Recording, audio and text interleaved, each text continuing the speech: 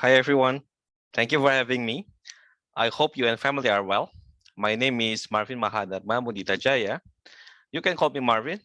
I am Head of Data Solutions Business Development for Consumer Insight and Advertising at Telcomsel, the largest mobile telecommunication operator in Indonesia. Some of you may know our data insight brand called Telkomsel Msight. I help clients from the government and private sectors to better serve their customers through the usage of telco big data insights. It is good to be in touch again at the MRMW APAC, where I previously shared some thoughts around out-of-home audience measurement with telco big data back in 2015. Today, I want to share with you on how researchers can benefit from using telco big data as a new source of insights, especially now that the COVID-19 has dramatically changed consumers' behavior online.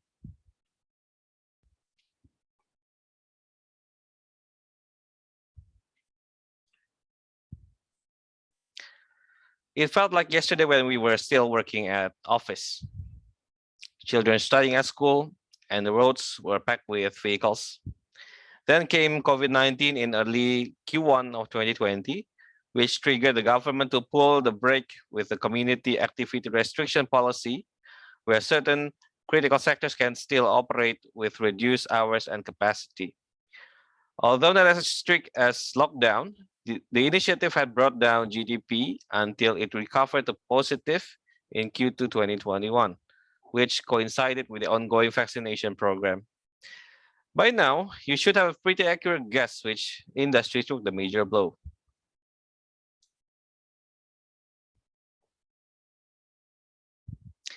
If you guessed the travel industry, you got it right.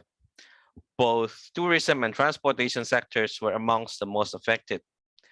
As one of the important sectors, tourism has contributed steadily around 4% to Indonesia's GDP growth for the past few years and is projected to contribute 5.5% in 2024. However, due to COVID-19, tourist numbers dropped by 44% and 33% for domestic and foreign respectively, and foreign exchange also dropped tremendously. This raised concern for the government to attract back the domestic tourist, aka Safe Indonesia Tourism, who eventually injected 260 million USD, mostly for tourism grants to 101 cities or regencies across Indonesia, and spent rest for building CHSE certification program, which stands for Cleanliness, Health, Safety, and Environmental Sustainability, aimed at building market trust, and the other one for incentives to airlines.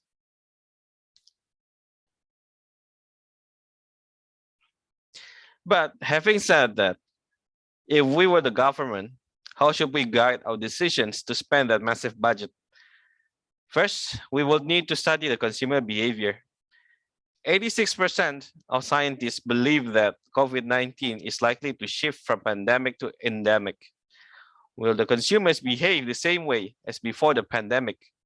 For example, their willingness to travel, purpose of travel, preferred destination, travel duration, budget allocation, choice of transport, accommodation type, and list goes on. The insights could give some ideas for the government to allocate and distribute the budget. The challenge, however, is finding ways to get quality data efficiently. With regards to health protocols, respondent contact has become limited, therefore stretching the data collection process. Through technology, we learned that there's a possible alternative.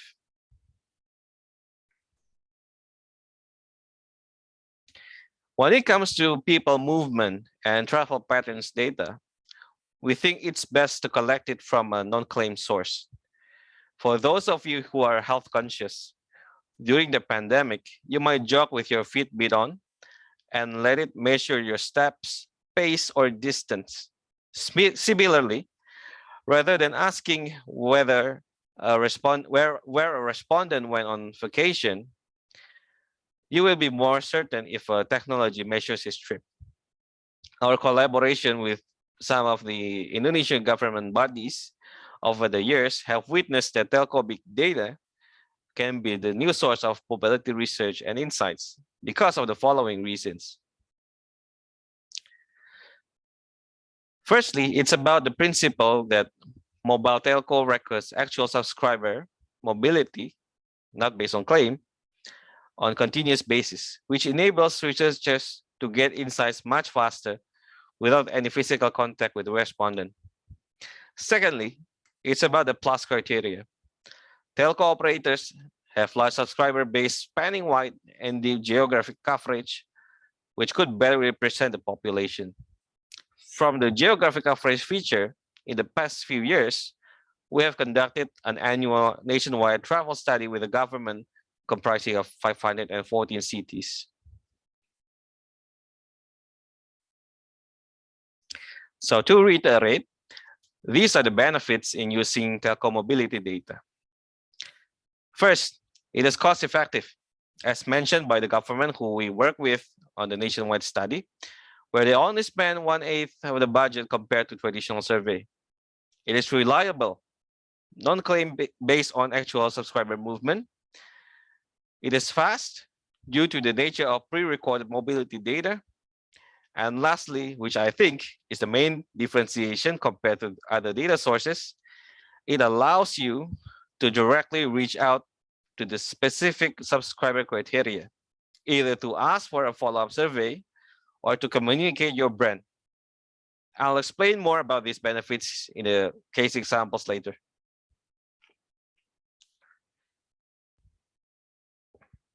As we are in the market research community, it should be fair to share just a little bit about how the measurement works. A little bit of disclaimer, my tech team helps put this piece together, so spare me from your killer questions on this. First, it's about how your location and movement are recorded. When your phone is active, it gets recognized by multiple BTS around your area. Need I remind you that I'm not referring to one of the hottest sensation from South Korea, but it stands for Base Transceiver Station. The phone will attach to a BTS that establish the strongest signal strength. But if you move far enough, the serving BTS will also be switched.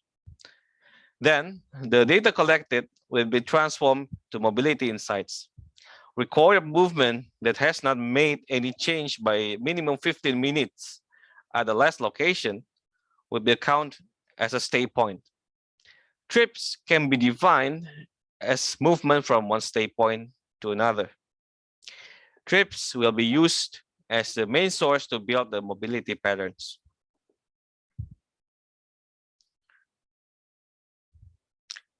As the research user, the fun doesn't stop there. You can build different segments based on the subscriber movements, slice it with their demographics, telco spending, handset profiles, and browsing behaviors, and reach out to those segments to advertise or conduct a survey. This is what we call insight to activation. Contrary to the traditional approach, where research and advertising often happens in the different worlds, we encourage brands to do it end-to-end with telco mobility data combined with marketing channels. When we speak of these practices, we hold on tight to strict data protection and customer consent, whereby we do not share any personally identifiable information of the subscriber without their permission. If it doesn't sound strict enough, at Telcomsel, at least we have 3 different units looking at customer data protection: legal, regulatory, and recently we also have data governance. Okay, enough of the serious stuff. Why don't I show you some insights which you can take from the presentation?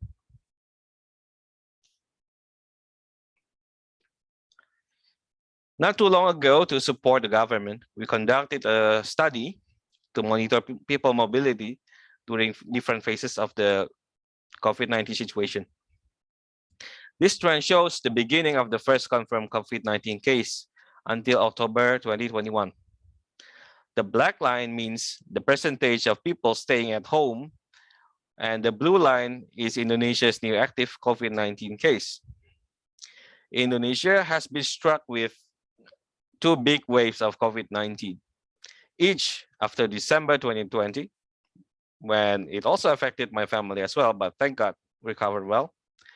And May 2021, when people got vaccinated, but compromised the health protocol during the festive. After each wave, the government responded with applying the enactment of community activity restrictions. In Indonesia, we call it PPKM. Especially the latter restriction was much more effective due to the wider vaccination program and more shape disciplines. As of 1st November of 2021, in Jakarta alone, the restriction has been relaxed and commercial businesses can now operate in normal hours with slightly reduced capacities. The new COVID-19 cases trend has been moving almost in sync with the telco mobility pattern.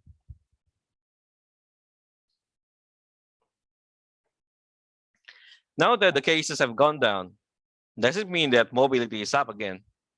Apparently, yes. Our data shows that now is the time for local tourism and transport industry players to gear up again. Since August 2021, people started to become mobile again. This time, it's not about just moving around within cities. Long distance trips between provinces have soared by 1.5 times compared to July. You were asking, what precisely does the player need to prepare for this opportunity? To address the question, we conducted a digital survey in October 2021 to 500 traveler respondents, which we define as subscribers who access travel applications. Via SMS, they receive a survey invite, answer it, and receive a survey reward for their participation.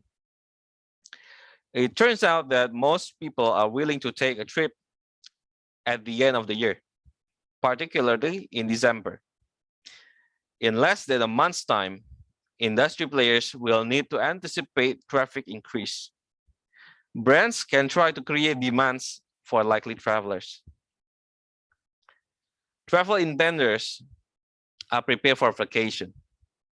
Promoting leisure and relaxation in brands' offering will resonate with people's motivation. Travel agents could adjust their trip packaging to around 5 billion rupiah, or it's equal to 350 USD, as per planned by the intenders to attract interest.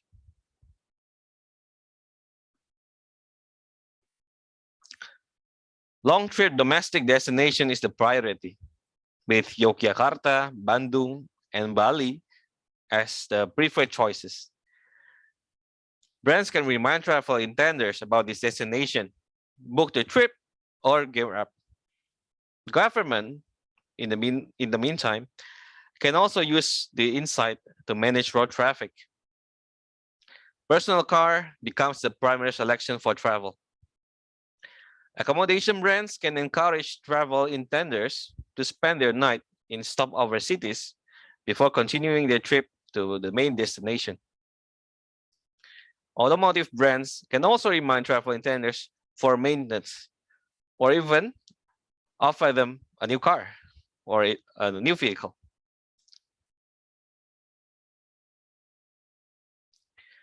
As intenders plan to travel in party, agents can consider packaging a 4-people offering for up to a week stay at a hotel, as the data suggests.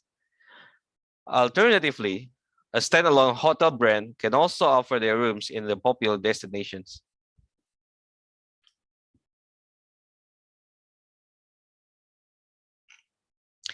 Given the enthusiasm for revenge vacation, let's not forget to maintain disciplines on the health protocols.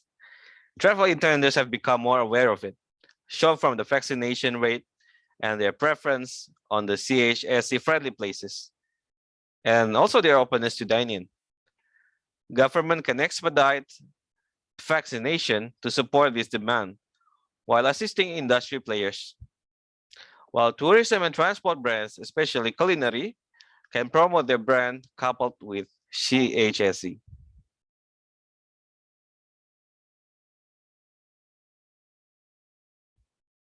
Okay, this brings to the last part of my presentation. A few takeaways to remember on Telecomobility data and its usage for market research. First, COVID-19 have impact not only on Indonesia's economy and industry, but also people's behavior. Reliable mobility data is required to ensure government program is effectively implemented. However, collecting mobility data through conventional method is challenging. In principle, mobile telcos big data can be utilized as a new way to collect mobility data. It offers qualities such as cost-effective, reliable, fast, and wide reach. Mobile telco mobility data generated from recorded data of real subscriber usage from their movement, which echoed through the serving BPS handover. In addition, mobile telco can also create custom segments based on mobility and follow up a certain actions such as advertising or survey to these segments of subscribers. With that, I close my presentation. Hope you enjoy it and brings value to you. Thank you very much, and let's connect. I have my emails and LinkedIn on screen. Thank you very much.